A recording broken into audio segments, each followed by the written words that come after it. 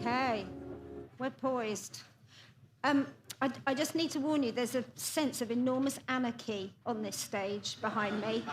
And just for clues, there's going to be a bit of this going on, yeah? We think we won't do this. We think we won't do this, but we think we're going to be walking towards this, yeah? So my esteemed Gardener's World colleague at the other end will be hosting that end, and I'll be hosting this end. But just to let you know, there is misbehaviour, I think, is probably the best, and anarchy. I can feel it coming from behind me. I hope you've had a lovely time so far. We're here to do desert island plants. This could be contentious. If I get really worried, I'll just ask some of the stronger people to come and wrestle them apart. But I will hand over, no further ado, to Nigel. Thank you. Thank you, Kat. Well, welcome, everybody. Yes, there may be some anarchy, but that's what we're going to like. And the rain's held off. We are blessed at Yeo Valley Organic Gardens, aren't we? And my name's Nigel Cox, and I'm your host for this particular session. And I know it's going to be quite challenging keeping these three in order. But before I introduce the panel, I do want to say something about how amazing this festival has been. And I'm sure all of you probably will second that. But I've had the privilege of introducing, talking and listening to a range of absolutely amazing people over the last 3 days in this wonderful organic confection of a festival. And I would say that this is like the organic cherry on the top of the cake. Now, none of this would have been possible without one person, and that person is on the stage today, and that is Sarah Mead, dear friend of mine.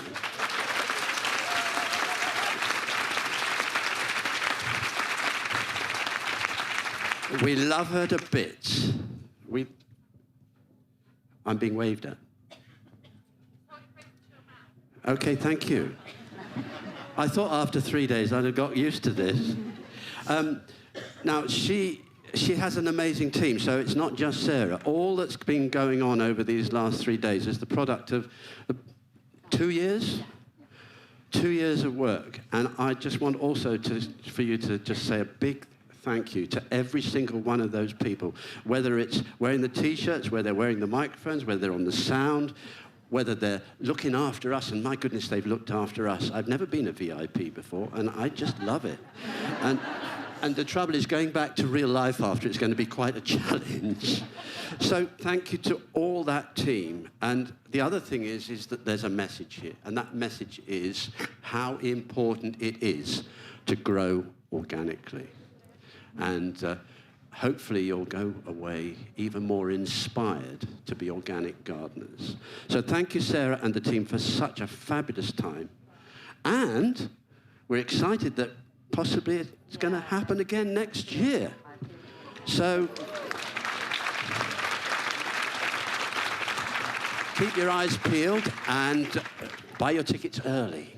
Okay. So I want to introduce you to the panel. Frances, you all know, I'm sure, very well, and she's already been on stage, so I'm not going to spend much time talking about Frances, but lovely to have you on the panel, Frances. And then we've got Sarah. I'll just tell you a little bit about Sarah. I interviewed her on my radio show earlier this year, and I got lots of little secrets about her, but I'm not going to tell too many of them. But she was brought up in London and educated in the southwest of England, and she spent 3 years at dance school in London. She was a hoofer. And she formed a very dodgy dance group with Liz Hurley. I know. Would you believe it? With Liz Hurley. They toured the capital, and they regularly got pelted with cabbages. Luckily for her and for Tim, she met Tim, her husband, and moved to Somerset to become a farmer's wife. And in between raising 4 children, she opened the gardens of the family farm here at Yeo Valley under the National Garden Scheme. And then 15 years ago, she took the plunge to organically certify the 6.5 acres with the Soil Association and to start to open the garden. And she's never looked back. In 2021, she supported the award-winning gardener Tom Massey, who will be here later on, to present the Yeo Valley Organic Garden Show at the Chelsea Flower Show. And the pair won over the judges with their Main Avenue design, which incorporated habitats and plants found at the real Yeo Valley Organic Garden. And not only did they win a gold, but they also won the People's Choice that year. which was amazing.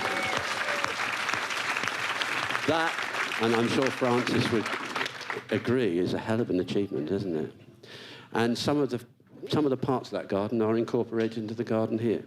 Well, I don't want to embarrass Sarah anymore, but also there's on my left here, I think he's going to be a bit of a challenge. This is Mark Giacono. He's our final panelist, and he's lucky enough to spend most of his time eating, growing, writing, and talking about food. And he's written and photographed 13 books, including A Year at Otter Farm, and that won a Book of the Year award, I think, in 2014. Yeah, and he's got lots of other awards, which I don't want to belabor too much, but I'll carry on. That's what happens when I threw my notes around. Now, he's got a really refreshing approach to growing unusual and forgotten food, along with the best of what's familiar. I think mashy pears is one of them, isn't it? It is. Yeah, which is the Asian pear. So we might hear about that later on. And he was involved with River Cottage in the early days and in the TV series and writing 3 of the River Cottage handbooks. So I'd like you please to welcome our panel.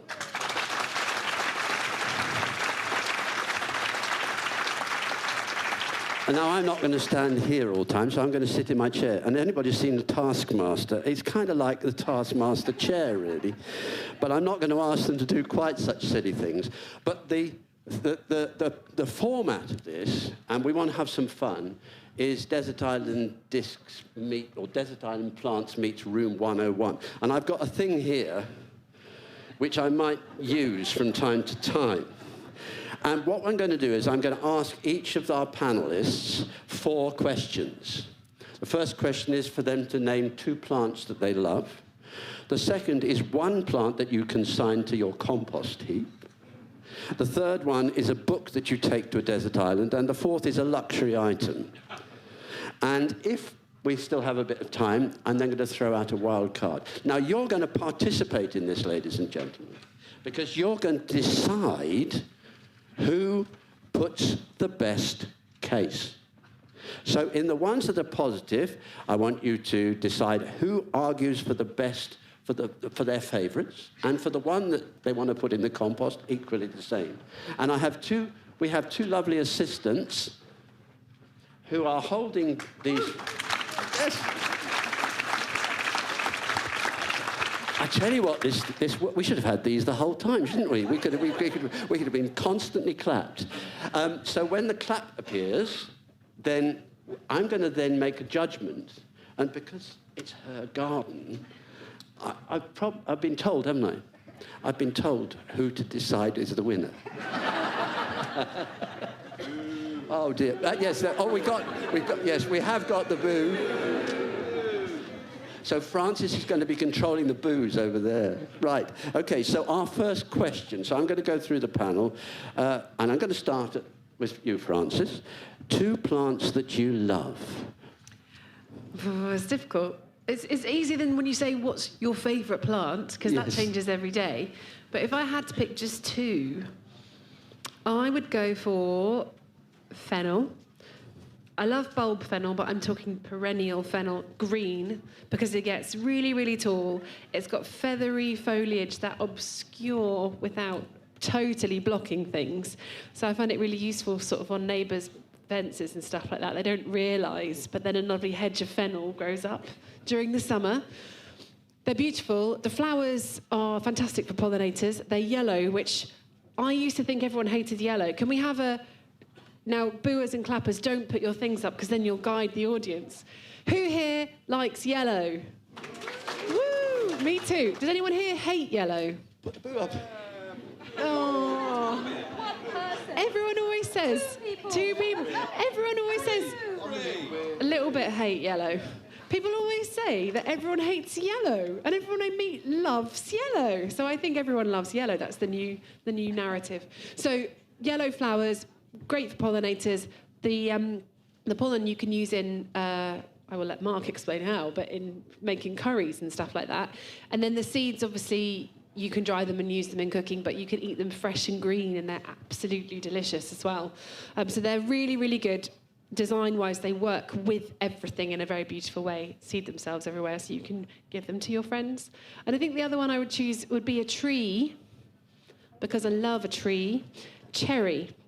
A cherry tree of some kind with edible fruits, preferably. They can be cooking cherries, so a bit sour, or they can be eating cherries. I don't really mind, as long as they have beautiful flowers. Someone's going, oh my God, did she send a cherry picture in? No.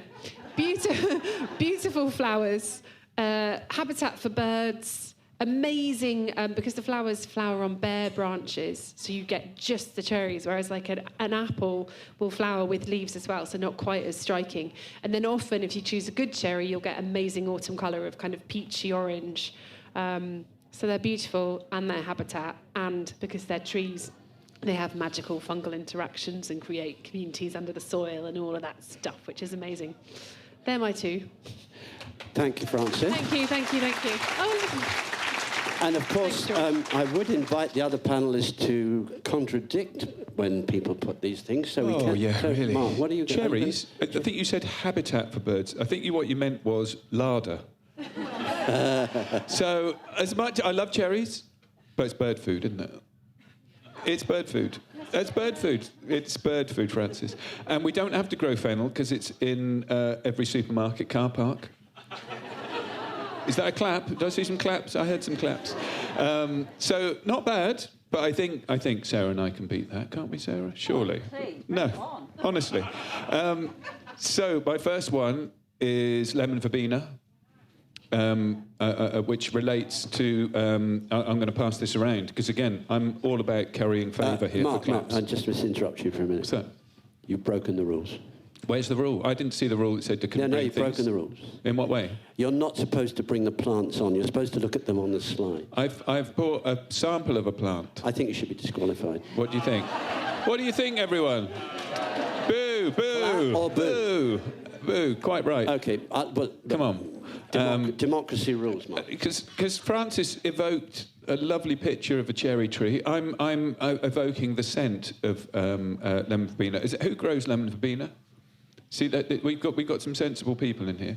If you aren't familiar with it, do you know when you get older, everything's crap, and it's crap compared to how things used to be. You know, so like I don't know, like usually if you get into your 50s. There's a day when you think, do you know what? I'm going to get some of them sweets I used to have when I was a kid, and they're crap.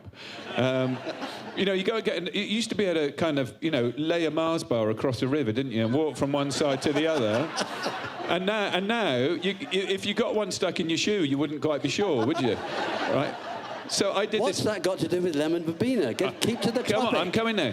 I come in there. So lemon verbena, it's like sherbet lemons when you were a kid, not like sherbet lemons now when you're like. That's not sherbet. That's not sour. Can I pass that to you, madam? I want you to pass that around. Excuse me, this is another rule break. What? What's that? You're not supposed to interact with the audience in that way. Oh, well, I haven't seen these rules. No one showed me these rules. Bribery. Well, I think it's are you open to bribery, coercion. madam? The rumour's true. There we go. I shall make a Is that note not if you lovely? vote Rub them for on your him. hands. And someone asked me, isn't that lovely? Isn't that grand? Would you rather rub a bit of fennel, a cherry tree, or that lemon verbena? Lemon verbena. Quite right. Look, so if you're... And a few people said earlier, what would you use it for? Because, again, some people do grow it. I mean, honestly, is that not the loveliest thing? You can use it in all kinds of ways. You can dry it and... swizz it up in when it's dry with some sugar, and you end up with lovely lemony sugar. You see, he's on side. It does put you to sleep. You're quite right. And you can use it in cooking and all kinds of things. You can use it in cocktails, which I'll be serving a little bit later on this afternoon. In the other 10, for anyone who votes for me this afternoon, for right now. So that's my number one plant. Mark, hold on. Yes? You are going to, you heard the 3-strike rule. Yes? Well, you've had 2.5. Okay. You'll be out next time. You'll be out on the Will I? stage, yeah? Okay, I take this very seriously. What's your other choice? Well, my second one. So I was going to choose mulberries, but I changed my mind because I had some of these with me. Who likes blueberries? Yes? Excellent. And if you grow them, wonderful thing to grow at home, absolutely. Anyone grow chili and guava? You do, sir. Go to the top of the class. Amazing, isn't it? Great video on my phone. It just covered in a metre high shopping. The whole hill stinks of tropical strawberries. There we go. Tropical strawberries, you're saying. Excuse me, this is more vote. It's just somebody agreeing with me. What can I do? What can I do? Smell that. They are amazing. Thank you.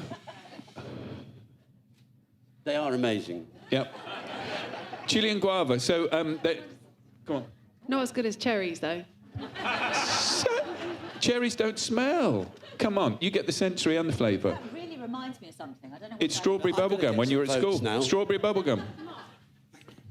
The taste of them is not as good as the smell. I grow them, and they're nice, but they don't taste as good as a cherry. They taste a little bit like a myrtle, like a pine needle.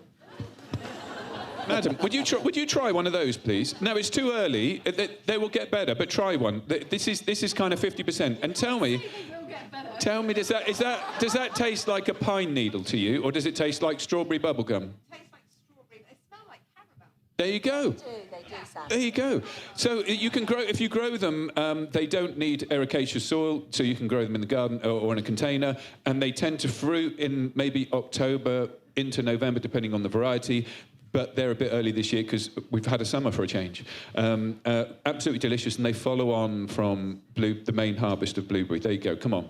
Very convincing. Thank you very much Thank you. indeed. Cocktail later for everyone who's clapping. Thank you. I knew this was going to be a challenge. He's broken every single rule, but Sarah won't break any rules, will you? Sarah, your turn. Okay. Ready? I'm ready. Okay, let's do this. Right. Well, I'm hoping it'll be the right picture will come up. Maybe. Yes. Kath. Fantastic. So I'm putting a strong case for Phacelia, guys. Now, honestly. Phacelia. Phacelia. It is without... I've got a little secret to share with you all at this point, and the secret is that I am not very good at gardening at all. I find it really difficult. I'm very optimistic. I sow lots of seeds, and 99.9% of the time, 10 weeks later, I'm throwing it all in the compost. Phacelia is the answer. If there's ever an optimistic plant that delivers far, far, far more than you could ever imagine, Phacelia is it. It's a green manure, and that's how it first came to be. It's basically a green manure. It has, as you can see, the most extraordinary neon electric flowers that there is literally a pollinator orgy going on the Phacelia. You can sow it at any blimming time of year, and it will grow. Sarah, orgy, we can't have things like that Sorry. here. It's very early on a Saturday. But it is bomb-proof. Honestly, I promise you, if I can grow it, anyone can grow it. You put it on the ground, up it comes, 8 to 10 weeks later, those are the flowers. Then, oh joy, it flowers for ages, and then you just chop it off and leave it. It is fantastic. It just keeps on giving. It feeds the soil. You don't have to do any work whatsoever apart from the odd sprinkle at the beginning. And anybody I don't know whether you've been into the garden yet, but if you go down into the garden, shooting now, if you go into the garden and you head towards the tea room, on the right-hand side, there are 2 annual meadows that we took a punt and reseeded about 8-9 weeks ago. Phacelia is the big blue thing that's working all the way through those meadows. I cannot recommend it to you highly enough, and if it would be the one thing that I would give to anybody who's starting out and that I want to get hooked on gardening, because you can't fail with it, I promise you. And in fact, I think we're going to be giving you all we are going to be giving out some Phacelia seeds to anybody that votes for me. And also, we must mention here that when you go to the Phacelia, it's quite near where you can have a cream tea. Is that right? Yes, as luck would have it, it is en route to the cream teas that will be starting at 2 p.m. on the Ha-Ha next to the germination station. So if you head in that direction, you can fill your boots with pollinators and then with cream teas and scones afterwards. So yes, very good. And just you probably noticed that we were all nodding during that because we know our place because she's the boss. Yes? So we have... What's the clock? The clock. We've got to get going. Okay, let's have a vote on the first one.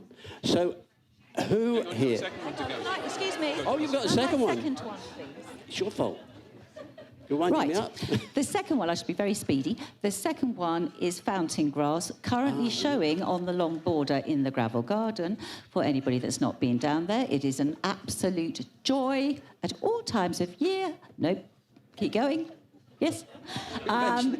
It's absolutely wonderful. I'm a bit of a grasses fanatic anyway, so I have to just come clean about that. The thing about this is it does what it says on the tin. It looks like a blooming fountain. It's amazing. In the icy winter weather, when everything else has gone all floppy and black, this one is sparkling. And she's absolutely, I love her most passionately. She's got wonderful seed heads. She reminds me of those, this is my age now, she reminds me of those wonderful fibre optic lamps you used to get in your bedroom. You know the ones I mean? She reminds me of that, and I love her. Love. Good case. Very good case. Thank you, Sarah. I think we'll have a vote on this, shall we? So this is going to be challenging, isn't it? So those who think Francis's choices are the best, please clap now.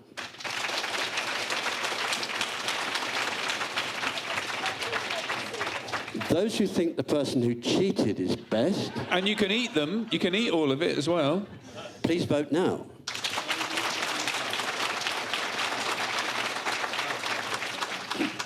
And those who thought Sarah was best, please clap now.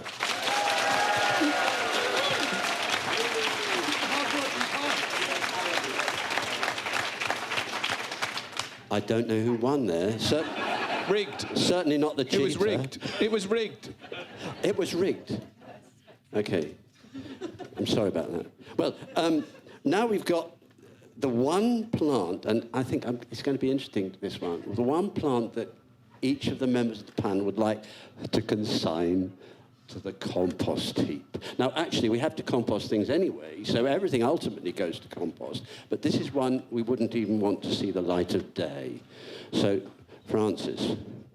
See, I was asked to prepare these in advance without being told there was a competitive element. Sorry. So I chose pink mop head hydrangeas. Because I hate them. But I know other people like them. So if I'd known, I would have chosen something that everybody hates, like a stinking something. Horsetail. I'd have chosen horsetail.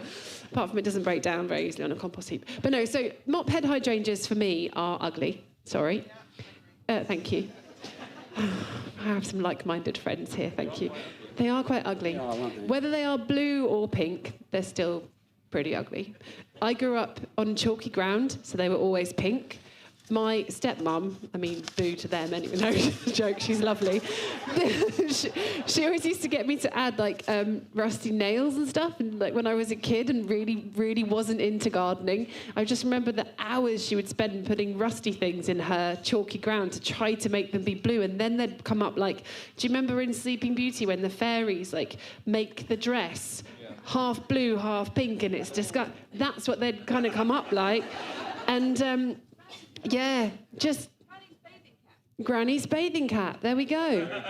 That's case rested. There we go. Mark. Very good. Very good.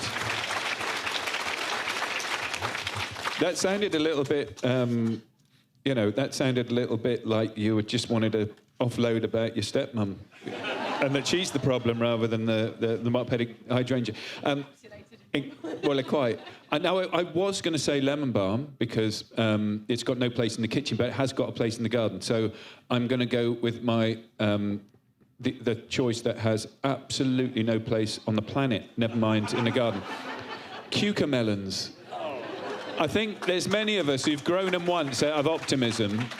And these little things, I mean, they look promising, don't they? They look like they're going to be like a mini cucumber that comes from somewhere more exciting than you live, yeah? And then you eat one, you think, here we go. It's going to be like lemony. Maybe it will remind me of a mojito, and you crunch it, and it's like a slug in a bit of cling film. And there's nothing to redeem them at all. They're the inverse of pleasure. Look, listen.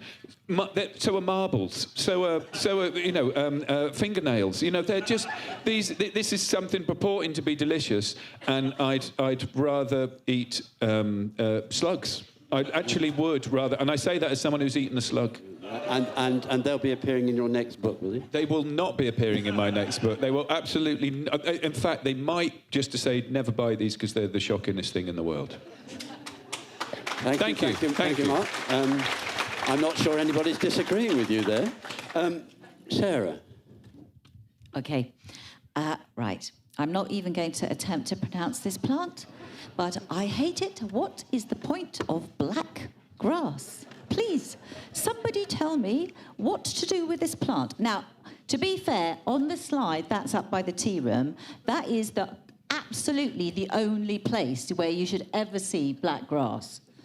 It looks, at best, it looks like you've had a terrible fire. And also, I feel like it looks dead, so it disappears into the soil because it's the same colour, and so you can't see it. Now, to be fair, I have seen it, like Derry from Special Plants has a big stand of it. It looks very effective. But it's completely pointless. It is completely pointless. It's dreary, it looks diseased, it falls apart. There's just, it's actually... True disclosure, I feel a bit the same about everything with dark foliage. Woo! Even dahlias with dark foliage, I'm not comfortable with that. But this grass, I find particularly offensive. Would you like to say how you feel, really? It's good for hair. It is good for hair. So in the head, that is the only time I've ever used one or ever will use one. Yeah, it but does otherwise, look honestly, off with its head, it's horrendous. It looks like hair growing out of the soil. Yeah. And the kind of hair I won't specify, but I think, you can probably see what I mean. I think you've got sort of fairly very good. wide support for this, and the image of the toilet is going to be stuck with me for the rest of the day. Yeah. I'm going to just throw one in myself, if I may, on this one, and that's Salvia splendens, that red salvia which we see in bedding. In fact, one of my Somerset friends calls them salivers, which I thought was rather nice. But I'm not in the voting panel. You don't vote for me. It's just my little one. So let's have a little vote on this one. And I have got a special contraption here to consign the one to room 101. They could all go, I think. Could they all go? Shall we? Okay, let's do this. So we can have a vote. Does anybody agree that one of all of these three is lovely at all? We could have a... Someone boo-in. agrees that some of them are lovely, but not many. So, Maybe we'll have a boo-ometer. Which Maybe one? a boo-ometer. Which one do you like, madam? Cucamelons?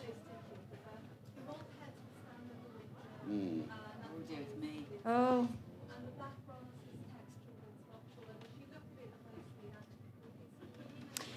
She's... well, there we are. Clear winner, cucamelons, clear winner.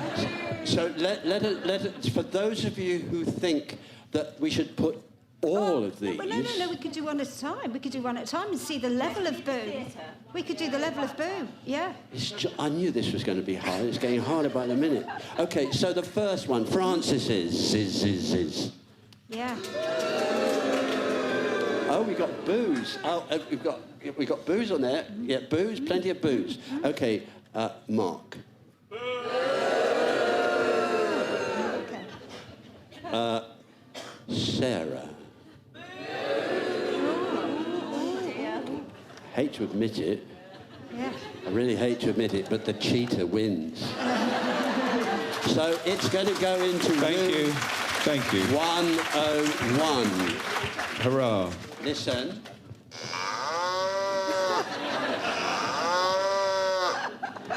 I love that. I've been wanting to do that all day. So we've got about 15 minutes left, so we're going well. So question four, three. I can't count here. A book that you'd like to take to a desert island. Now, I'm going to actually start this one, if I may, because he's sadly passed away now, but he's a person who has inspired me for many, many years, a chap called Patrick Whitfield. and his book, The Earth Care Manual. And if you ever want to find a book about everything that's wonderful about the world and how to look after the world, that's your book. So that's my, and I'm not even going to say any more than that, but it's a wonderful book. So I'm going to start at this end this time with Sarah. So when I first moved down to Somerset, I inherited my mother-in-law Mary's garden at the front of the farm, and I moved and lived in London all my life pretty much. Didn't know anything about gardening, no interest. I know that's such a hackneyed thing to say, but it's absolutely true. One of the local gardens that was open was Hadsburn House, about 40 minutes from here, really, depending on whether you break the speed limit or not. And at the time, Hadsburn House was gardened in the most extraordinary and most dramatic way by a Canadian couple called Sandra and Norrie Pope. Sadly, Norrie's now died, but they gardened on the principle of colour, and they used a colour wheel in the garden, and I had never, ever seen anything like it before in my life. Certainly not applied it to gardening, no way. But A, they were really welcoming, because I was really persistent and boring and very fanny about it. They were generous with their knowledge, and the nursery that they had there was also laid out in colours. It was really cool. And they wrote a book, which is still in print, I think, called Colour by Design. And I recommend it to you if you're a colour nerd like me, where you're thinking of different reds, like blue red. Do I want blue red, yellow red, orange red? Do I want pink red? That's how bad it is. I'm really, really addicted. If you're that particular about colour, it is the Bible for colour gardens. So I recommend it to you most highly. It's called Colour by Design, and it's Norrie and Sandra Pope. And what's Hadsburn House now? Hadsburn House, for those what don't know, is now the Newt.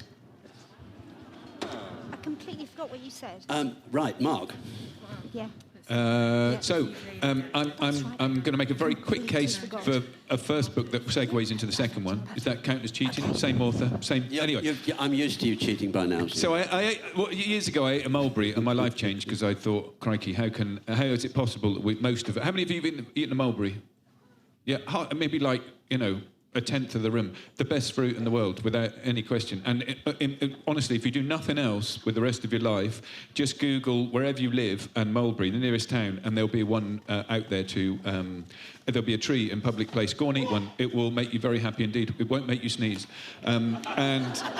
I bought Jane Grigson's fruit book because I was thinking, crikey, I can't just sit under this tree turning purple eating these mulberries.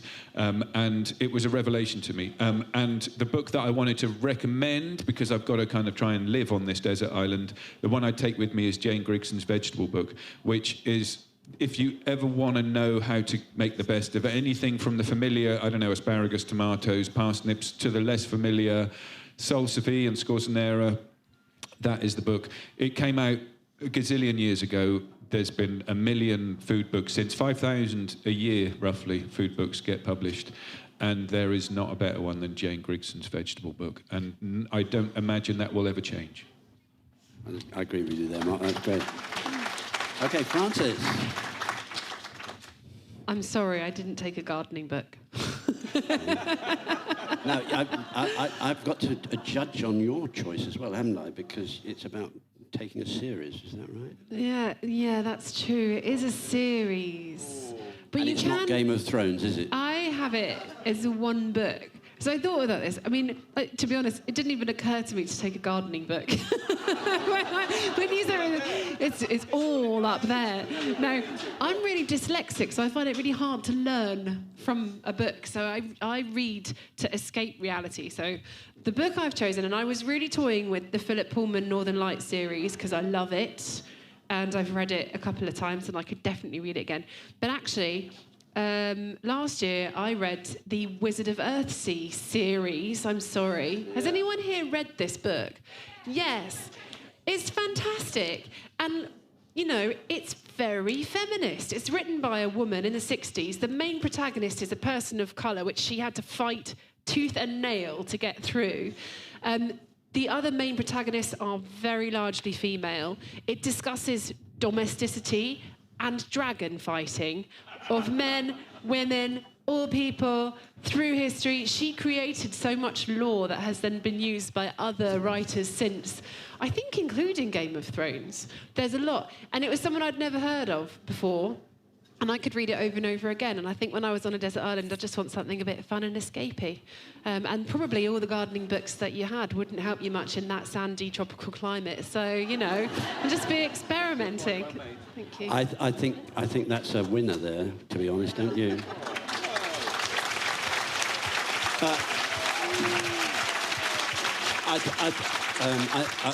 Do you dispute that, Mark? To be honest, the fact that 3 grown adults here haven't decided to take How to Make a Boat out of a few leaves book with them is to our shame, frankly. Well, yes. I'm going to use my own discretion here because I just want to use this thing again. So actually, on this occasion, I'm going to say, Francis, I agree with you. So, listen. Very quiet.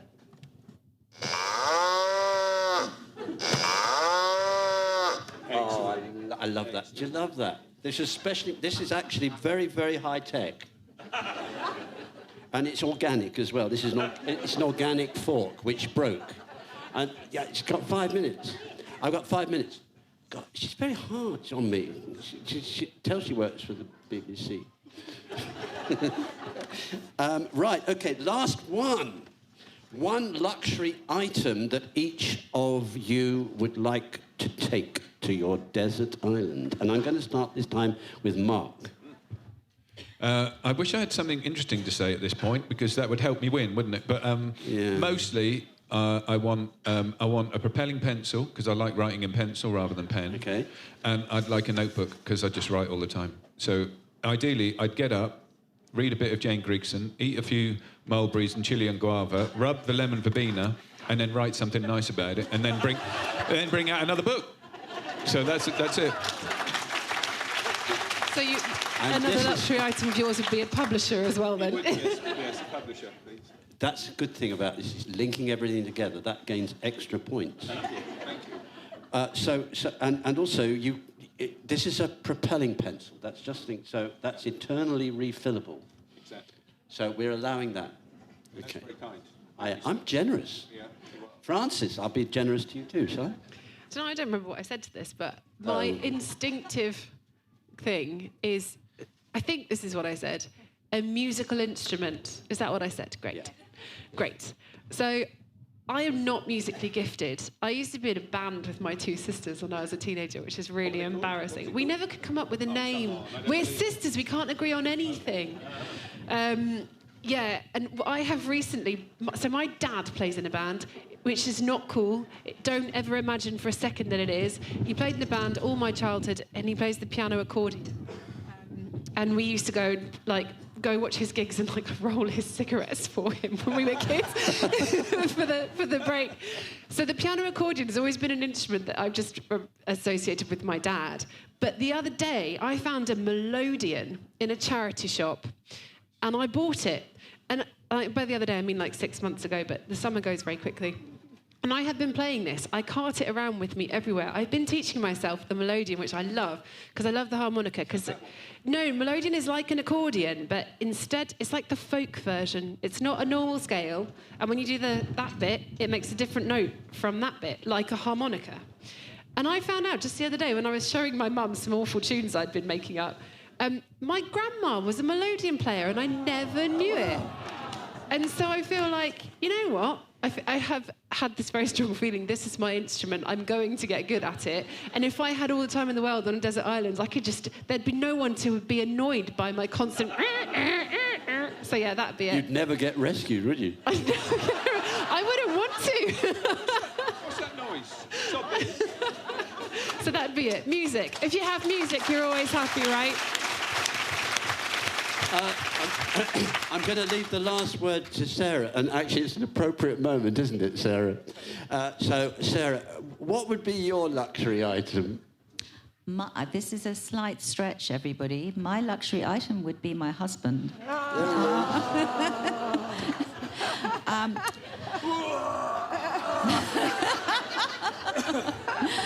Those of you that know him, I'm sure, will understand that. But it would be great because he's really handy. He likes to hide this light under a bushel because obviously the less handy you are, the less likely I am to ask you to do things. But emotional moment or warning.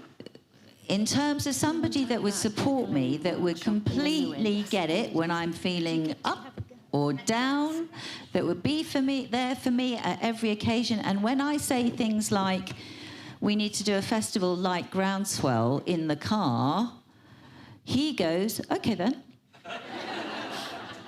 So for all the right reasons, but not really as part of this, I just want you all at least to put your hands together for my desert island luxury.